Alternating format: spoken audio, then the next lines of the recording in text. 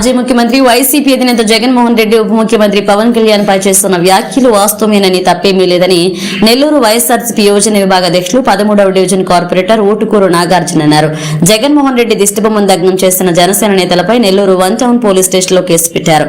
151 సీట్లతో రికార్డు సృష్టించి అధికారంలోకి వచ్చి ఎన్నో సంక్షేమ పథకాలను అందజేసిన జగన్మోహన్ రెడ్డికి 2 చోట్ల పోటీ చేసి ఎమ్మెల్యేగా గెలవలేని పవన్ కళ్యాణ్ కి పోటీ లేదన్నారు.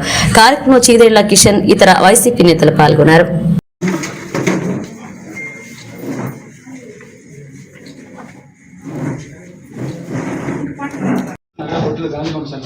మాజీ ముఖ్యమంత్రి దృష్టిని చేస్తా ఉంటాం.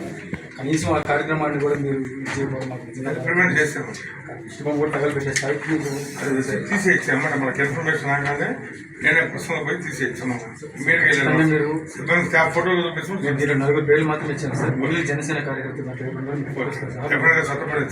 చట్టం మీద మాకు నమ్మకం గౌరవం కాబట్టి చర్యలు మీరు కూడా గౌరవించారు కదా. మీకు ఇబ్బంది కలిగించే ఏ కార్యక్రమం మేము చేయండి సార్. దయచేసి మీరు 9%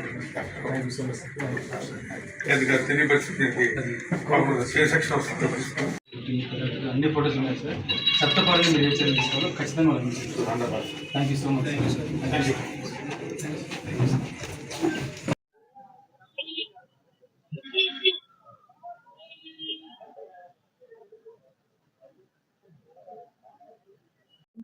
ఓకేనా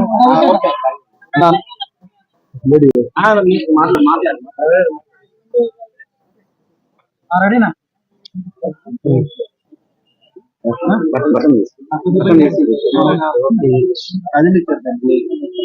ఓకేనా?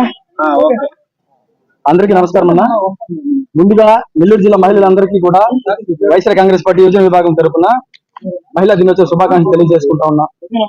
ఈ రోజు మా నాయకులు కాకాని గోవర్ధన్ గారు కానీ పర్వతిరెడ్డి చంద్రశేఖర రెడ్డి గారి ఆదేశాల మేరకు ఈ రోజు మొన్న రోజున 5వ తారీఖున ఏదైతే రాష్ట్ర మాజీ మంత్రివర్యులు శ్రీ వైఎస్ జగన్మోహన్ రెడ్డి గారి దిష్టిబొమ్మని తగలబెడుతూ కొంతమంది తెలుగుదేశం పార్టీ పల్లకిని మోసి జనసేన కార్యకర్తలు ఏదైతే కొన్ని అనుచిత వ్యాఖ్యలు చేశారో మా నాయకుల ఆదేశాల మేరకు ఈ రోజు CI Koteswararao 1 town CI Koteswararao కలిసి వినతి పత్రం ఇచ్చి వాళ్ళని చర్యలు తీసుకోవాలని మేము ఇవ్వడం జరిగింది. నేను మీడియా ముఖంగా ఒకటే అడుగుతా ఉన్నా.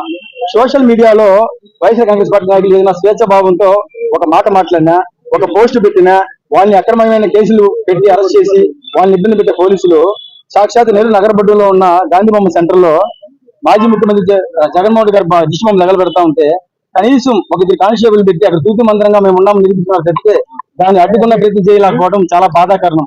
కానీ ఈ రోజు కన్నా మేము కంప్లైంట్ ఇచ్చాం కాబట్టి వాళ్ళు చట్టపరమైన చర్యలు తీసుకోవడం నమ్మకంతో కంప్లైంట్ ఇచ్చాం.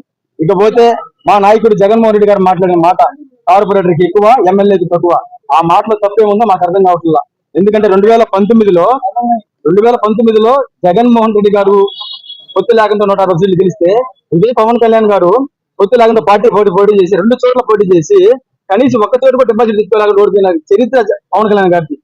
నువ్వు ఎమ్మెల్యేగా పొత్తు లేకపోతే పనికిరావు అని ప్రజలు నిన్ను తిరస్కరించారు కాబట్టి ప్రజలే నువ్వు ఎమ్మెల్యేగా అన్ఫిట్ అని చెప్పి ఆ రోజు తెలియజేశారు. నువ్వు కనీసం 2024లో కేవలం నువ్వు ఎమ్మెల్యేగా గెలవడానికి మాత్రమే ఈ రోజు మీ పొత్తు పెట్టుకొని మీ కార్యకర్తల అభిమానుల ఆత్మాభిమానాన్ని తెలుగుదేశం పార్టీ నాయకులు టార్గెట్ పెట్టి 20 సీట్లు తీసుకొని అదేదో గొప్పగా ఊహించేసుకుని ఆ 21 సీట్లలో కూడా సగం మంది టీడీపీ పోటీ చేస్తారు. చరిత్ర మీద అయితే నష్టమైన గెలుపైనా ఓటమైనా సరే నా కార్యకర్త నా జెండా తప్పి నా నినాదం తప్పి ఓటు నేను ఇంకొక జెండా పట్టి నా కార్యకర్త నాకు అంత ముఖ్యమని చెప్పి తెలియజేసిన మా నాయకుడు జగన్మోహన్ రెడ్డి గారి స్థాయితో పోల్చుకుని మీరు మాట్లాడుతూ ఉన్నారు. మీ నాయకుడికి మా నాయకుడికి నటికి నాగలోకి అనుకున్న తేడా గుర్తుపెట్టుకోండి. ఈ రోజు ఒక కార్పొరేటర్ గా నేను గెలిచినట్టు వైఎస్ఆర్ కాంగ్రెస్ పార్టీ దైవాలో గెలిచా. మన జగన్మోహన్ రెడ్డి గారి దిశలో తగలపెట్టిన ఏ ఒక్క నాయకుడైనా సరే జనసేన పార్టీలో 10 సంవత్సరాల పార్టీ పెట్టి మీరు 14వ తారీఖున ఆవిర్భావ దినోత్సవం చేసుకోబోతున్నారు. ఏ ఒక్కరైనా సరే ప్రజాప్రతినిధిగా మీ పార్టీ తరఫున గెలిచారని అడుగుతుందా? మీరే మా నాయకుడి గురించి మాట్లాడేది. మా నాయకుడి గురించి మాట్లాడేటప్పుడు మా నాయకుడి గురించి స్థాయి గురించి మాట్లాడేటప్పుడు మీ నాయకుడి స్థాయి ఏందో మీ నాయకుడికి ఎందుకు గుర్తుపెట్టుకోండి. రాజశేఖర రెడ్డి గారు కొడుకు జగన్మోహన్ రెడ్డి గారు, రాజశేఖర రెడ్డి గారు కొడుకు రాజశేఖర రెడ్డి గారు మా పెద్ద ఆయన. రాజశేఖర రెడ్డి గారు కొడుకు అభిమానించాం. జగన్మోహన్ రెడ్డి గారు ఆయన నిరూపించుకున్నారు కాబట్టి 2019లో 151 సీట్లు ప్రజలు ఇచ్చారు. ఇదే విధంగా మేము కూడా అడుగుతాం. అల్లు రామలింగయ్య గారు లేకపోతే మెగా ఫ్యామిలీ ఏడుందని అడుగుతాం. దానికి మీరు సమాధానం చెప్పగలుగుతారా? సూటికి సమాధానం చెప్పగలుగుతారా?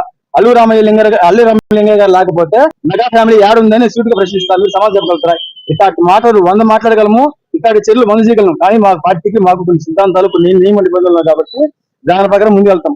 మాకు అధికారం ఉంది, అధికార అహంకారం ఉంది అని మేము నిర్వహిస్తే మాత్రం ఖచ్చితంగా జగన్ అన్న 2.0లో ఒక పక్క ప్రజలకి మంచి సుపరిపాలన అందిస్తూనే మీరు ఖచ్చితంగా మీలాంటి నాయకులు, మీలాంటి చిల్లర పనులు చేసి కొంతమంది చిల్లర వెధవలకు కూడా ఖచ్చితంగా బుద్ధి చెప్పే కార్యక్రమాన్ని, రిటర్న్ గిఫ్ట్ ఇచ్చే కార్యక్రమం చేపడతాం. ఖచ్చితంగా కర్మ అనేది ఎవరికి వదిలిపెట్టదు, కర్మ అనేది ఎవరిని వదిలిపెట్టదు, అధికారం అనేది ఎవరికి శాస్త్రం. వాళ్ళు దాంట్లోనే ఉన్నట్టు, సిద్ధాంతాలు వాళ్ళు పాటిస్తున్నట్టు, వాళ్ళ సూచనలు సలహాలు పవన్ కళ్యాణ్ గారు తీసుకున్నట్టు కొంతమంది నటనలు క్రియేట్ చేస్తున్నారు. అక్కడ నిజమైన జనసేన పార్టీ నాయకులు, కార్యకర్తలు కూడా అంత బిల్డప్, అంత నటనలు చేయట్లేదు.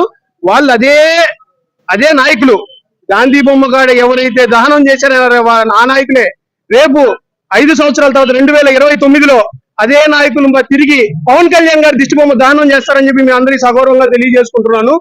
దీంట్లో ఎటువంటి అనుమానం లేదు, ఇదేమో ఆశ్చర్యం కాదు.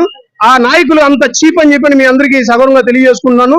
అదే విధంగా జగన్మోహన్ రెడ్డి గారు అన్నట్టు కార్పొరేటర్ కి ఎక్కువ, ఎమ్మెల్యేకి తక్కువ.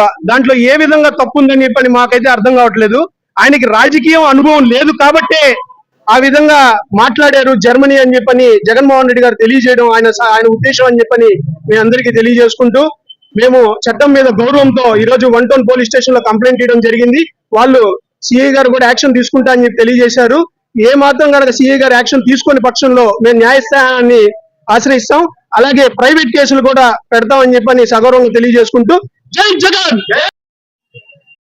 మరెన్నో వీడియోల కోసం మా ఛానల్ ని సబ్స్క్రైబ్ చేసుకుని పక్కనే ఉన్న బెల్ ఐకాన్ ని క్లిక్ చేసి యాక్టివేట్ చేసుకోండి.